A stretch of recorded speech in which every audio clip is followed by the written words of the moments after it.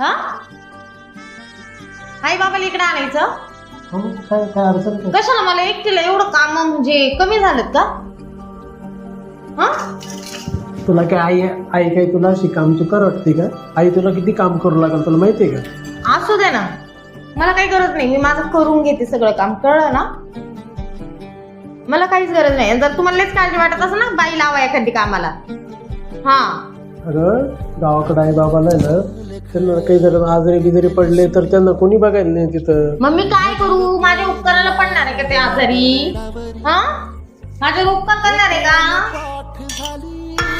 काजल असं नाही वागो, तुला पण आई बाप आहे. हा मग माझे आई बाप तिकडे राहता, माझ्या पप्पांनी नाचायला इकडे नाही. हा त्यांचा मुलगा आहे, तू सून आहे त्यांची. असू दे ना, आहे ना. मग मी तेवढा मानपान देते त्यांना. गावी गेले ना त्यांच्यासाठी स्वयंपाक करते, त्यांच्यासाठी सगळं करते.